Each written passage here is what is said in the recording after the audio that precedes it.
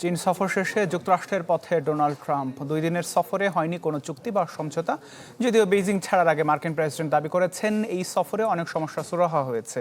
Iran যুদ্ধের সমাপ্তি নিয়েও কাছাকাছি মনোভাব ওয়াশিংটন বেইজিংয়ের। হরমুজ প্রণালীতে অবাধ জাহাজ চলাচল নিয়ে নেই কোনো মতবিরোধ। বেশি বেশি গোল্ড কিনে হাফ গ্রাম গোল্ড বার জিতে নিন প্রতিদিন। 2 দিনের ঐতিহাসিক সফর শেষে চীন ছেড়েছেন মার্কিন প্রেসিডেন্ট। এয়ারফোর্স ওয়ানে বেইজিং ছাড়ার সময় বিমানবন্দরে দেয়া হয় জাঁকজমকপূর্ণ বিদায়।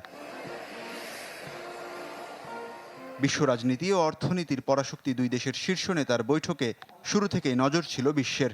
শুক্রবার শেষ দিনের বৈঠকে অংশ নেন দুই প্রেসিডেন্ট। আলোচনা শেষে সংবাদ সম্মেলনে ট্রাম্প জানান, সমাধান মিলেছে অনেক ভিন্ন ভিন্ন সমস্যার, হয়েছে বেশ কিছু চুক্তিও। যুক্তরাষ্ট্র থেকে বোয়িংয়ের 200টি বিমান কেনার প্রতিশ্রুতি দিয়েছে চীন। ইরান সহ মধ্যপ্রাচ্যের সামগ্রিক পরিস্থিতি নিয়েও কথা বলেছেন Donald Trump, Xi Jinping. Trump জানান, ইরানের কাছে পরমাণু অস্ত্র থাকা উচিত নয় এমন সিদ্ধান্তে সায় আছে বেইজিংয়ের। হরমুজ প্রণালী দিয়ে অবাধে বাণিজ্যিক জাহাজ চলাচলেও একমত শি জিনপিং। আমাদের দুই দেশের মধ্যে একটি নতুন গঠনমূলক ও কৌশলগত সম্পর্ক স্থাপন করেছি।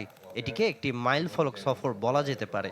আমরা সহযোগিতামূলক সম্পর্ক তৈরিতে বেশ কিছু বোঝাপড়ায় পৌঁছেছি। চীন যুক্তরাষ্ট্র বৈরিতার মূল বিষয় তাইওয়ান নিয়ে ডোনাল্ড ট্রাম্পকে সরাসরি সতর্কবার্তা দিয়েছেন সি।